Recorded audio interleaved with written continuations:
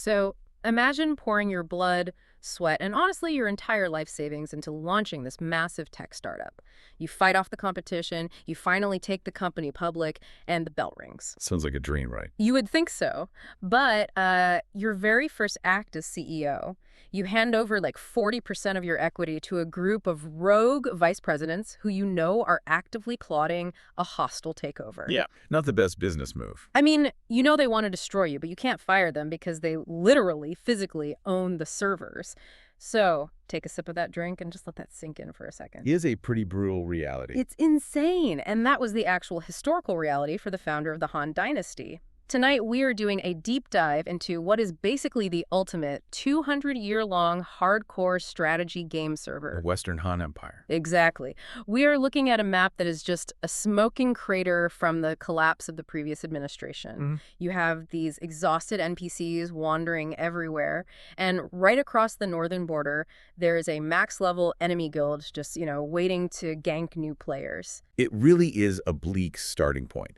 And when we examine the Western Han Dynasty, I think we have to discard this idea of history as just a polite timeline of dusty dates. Right, it's not just a textbook. No, not at all.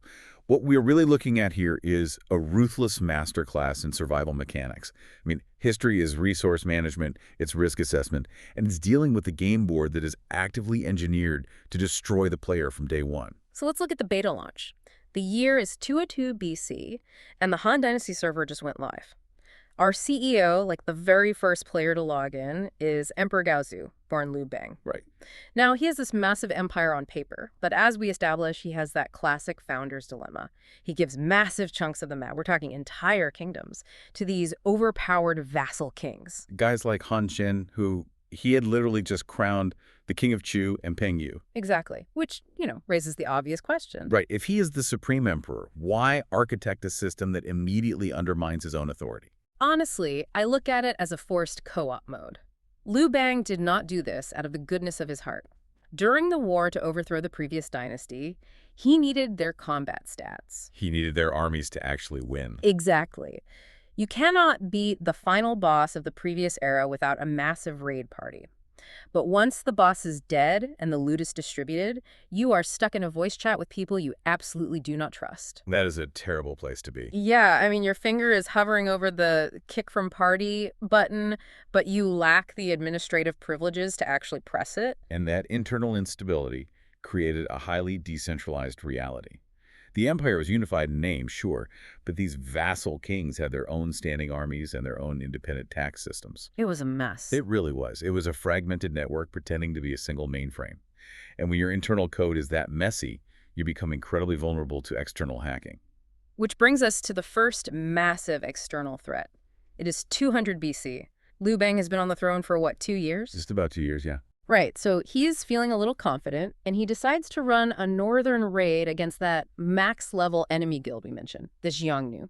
This is known as the Siege of Beiding. A very famous siege. Yeah, so he marches his infantry north, expecting to score some high-tier loot, maybe secure the border, and it turns into a total party wipe, just a disaster. Well, the tactical mismatch here was profound.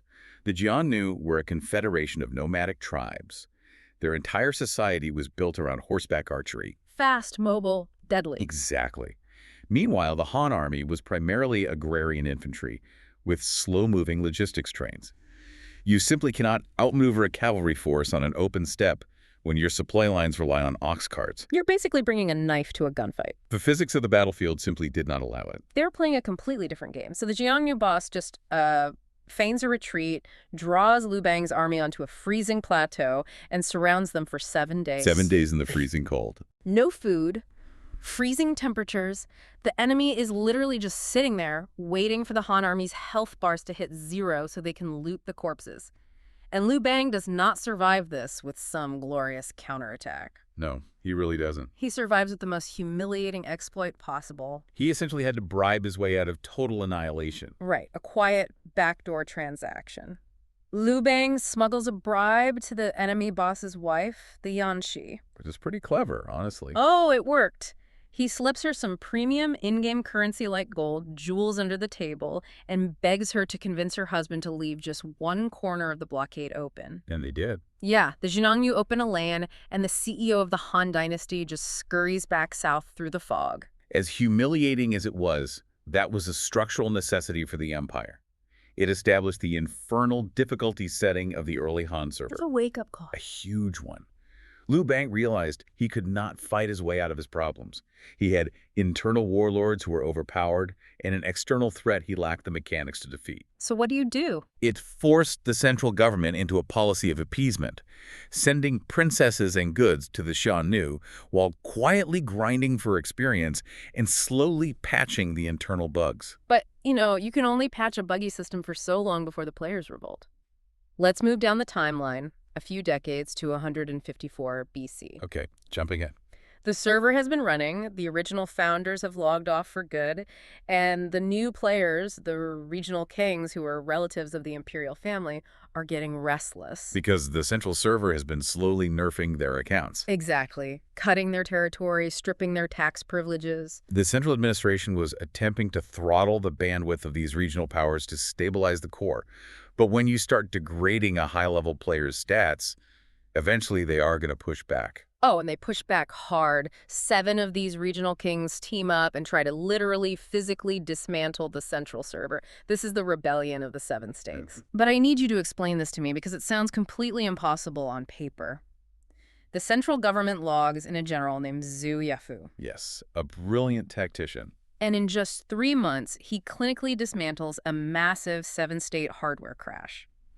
How does the central admin have the military bandwidth to pull that off so fast? Well, Zhu Yafu did not engage them in a massive head-to-head pitched battle, which is exactly what the rebels wanted him to do. Oh, so he didn't just charge in. No, he understood logistics. The rebel armies were massive, which meant their burn rate for supplies was astronomical. So Zhu Yafu fortified his position, refused to engage their main force, and sent light cavalry to cut off their grain supply lines. Wow. So he just waited them out. He literally starved the rebellion's logistics network until the armies collapsed from within. It was a cold, efficient, and brutally effective strategy. He choked out their bandwidth. And the aftermath of that victory, it completely changed the game's architecture. It really did. The local kings were not deleted from the database entirely, but their administrative and military permissions were just totally revoked. They were turned into mascots. Mascots with a pension. Right. They got to keep their fancy titles, they collected a little passive income, but they had 0 admin rights. All the processing power was finally concentrated in the central server. Which sets the stage perfectly for the ultimate player to log on. Oh man, yes. The year is 140 BC. Emperor Wu enters the chat. If the early emperors were playing a survival horror game, Emperor Wu was playing a grand strategy game with cheat codes enabled. He is the ultimate whale, like a player who spends an exorbitant amount of resources to just dominate the leaderboards. Emperor Wu looks at the map and decides he wants the Conqueror achievement. He's tired of appeasements? Exactly. He looks north at the Xiongnu, the exact same faction that humiliated the founder, and decides the era of paying them off is officially over. But to achieve that, Emperor Wu had to completely shift the military meta. You cannot defeat nomads with infantry. Right, we learned that at baiting. Exactly. So he built massive state-sponsored horse farms. He effectively nationalized the breeding of war horses to create a highly mobile, heavily armored iron cavalry. That's a massive upgrade. It was. He transitioned the Han Dynasty from a defensive posture to projecting aggressive power deep into the Gobi Desert. He is just pushing the borders outward, unlocking entirely new zones. His cavalry is chasing the Xiongnu out of their own territory, and in doing so, he inadvertently opens up the Silk Road. A massive turning point in history. Yeah, he sends envoys deep into Central Asia, connecting the Han server to entirely new networks of trade, diplomacy, and resources. I mean, he completely rewrote the geographical footprint of the empire. It was a spectacular expansion, but it forces us to look at the underlying mathematics of the empire. The cost. Right. State-sponsored horse farms, decade-long cavalry campaigns across deserts, and establishing massive supply lines into Central Asia. All of that requires an incomprehensible amount of capital. Right. Running a pay-to-win strategy means the gold eventually runs out. A server that size just burns cash by the second. So Emperor Wu flips a switch and activates forced taxation mode. He had to redesign the entire economic engine of the state. He monopolizes the salt industry, he monopolizes the iron industry. If you want to cook your food or plow your field, you are paying a premium directly to the central server. It was a heavy burden on the common people. It really was. He mints new coins, basically debasing the currency to artificially inflate his treasury. He heavily taxes the merchant class, essentially looting his own domestic player base to fund his vanity projects on the frontier. And you can extract wealth from an agrarian society for a decade, maybe two, but when you squeeze a system that hard for that long, the underlying social fabric begins to tear. Something's got to give. Exactly. The psychological toll of constant warfare and crushing taxation created a deeply toxic, paranoid environment at every level of society, culminating at the very top. Yeah, think of Emperor Wu's paranoia like a corrupt antivirus program. The late-game code gets so degraded that he becomes terrified of internal threats. Witches, curses, usurpers. He was seeing enemies everywhere. Right, and this corrupt antivirus starts quarantining and deleting completely healthy files. This triggers the witchcraft disaster in 91 BC. It wasn't just a minor glitch, it was the core operating system attacking itself. It was a horrific, factional purge dressed up as a supernatural crisis. What? Rival political factions manipulated the aging, paranoid emperor into believing his own family was cursing him. The antivirus deletes the crown prince, his own son, who is forced to commit suicide. Tens of thousands of innocent players, NPCs, and officials are just dragged into the streets and executed. It was incredibly dark. The capital basically becomes a meat grinder. The system was literally eating itself to sustain the illusion of control.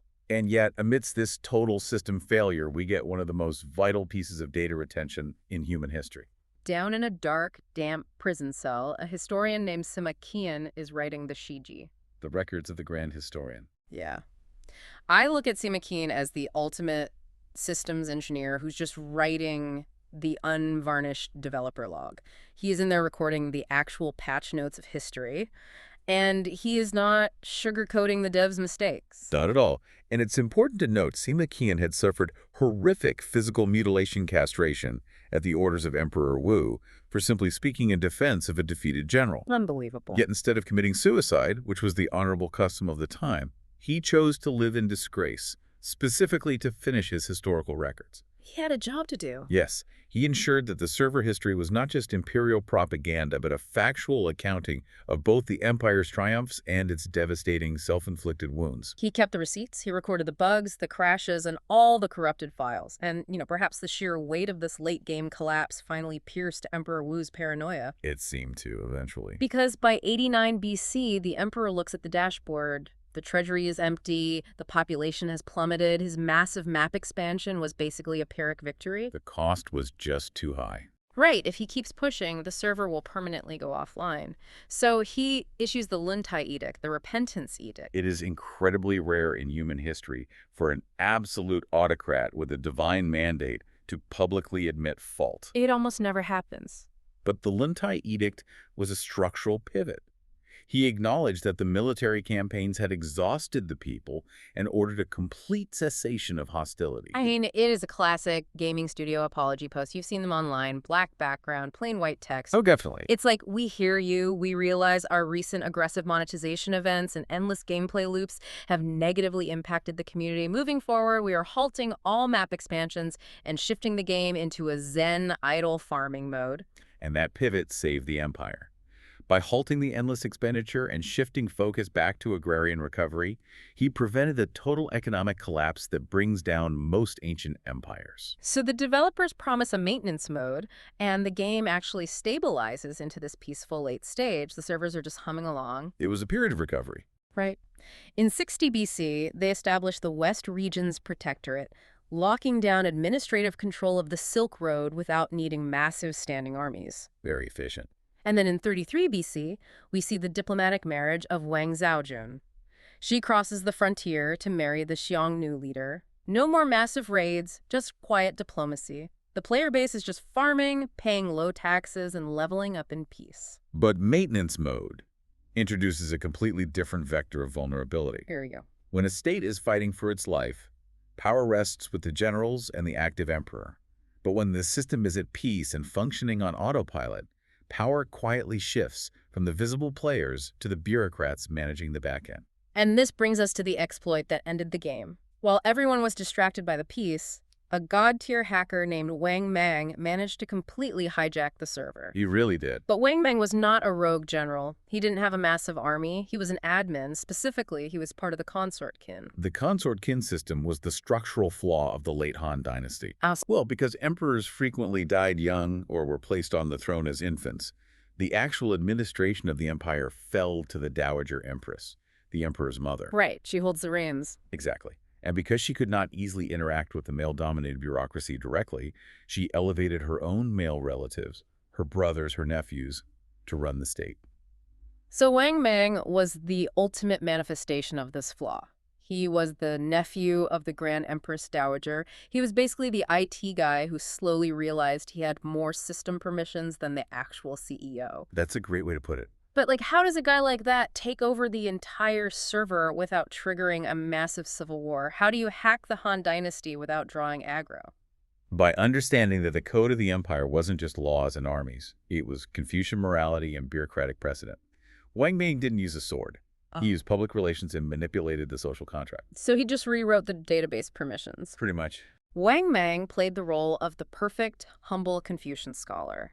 While the actual royal family was living in decadent luxury, Wang Mang gave his wealth to the poor. He lived simply. He was building his brand. Exactly. He carefully cultivated his reputation until the entire player base just loved him. He even manufactured favorable omens, like literally planting fake artifacts in the ground that quote-unquote prophesied his divine right to rule. It was a bloodless coup achieved entirely through exploiting the bureaucratic mechanics of the state.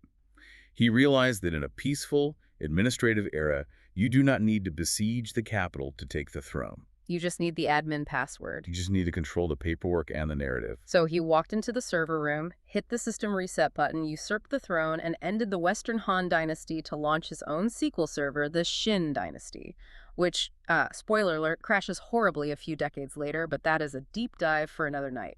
Definitely. So when we look at the entire 200-year life cycle of the Western Han, we see a distinct pattern of consolidation, extreme overreach, exhaustion, and finally, subversion. Just look at the final scorecard. It starts with Liu Bang in desperate survival mode, hiding behind a bribe just to keep his account active. Right. It escalates into Emperor Wu's manic, pay-to-win map expansion that stretches the code until it literally breaks his own family. And it ends with Wang Mang's quiet backdoor system reboot. It's a hell of a cycle. It is. The ultimate takeaway here. It does not matter how far you expand your borders. It does not matter how elite your cavalry stats are. If your internal economy crashes, if you squeeze your player base until they break, you will be kicked off the server. The database always wins. I think as you finish that drink, I will leave you with a question to consider. We look back at this relentless cycle of growth and collapse, and we see the same patterns repeating in modern corporate empires and even global superpowers today. That's very true. If you were logged into that server today, knowing the underlying mechanics, knowing that aggressive expansion almost always triggers a system crash, how would you play? That's the real question. Would you still choose to be the aggressive conqueror, burning the economy to the ground for a spot on the leaderboard? Or would you be the quiet administrator, standing in the shadows of maintenance mode, just waiting for your chance to hack the mainframe? Man, a cold thought for a late night. Thanks for pulling up a chair with us, friend. We appreciate you joining us on this late-night strategy session. Keep your eyes open, keep checking those patch notes of history, and we will see you next time.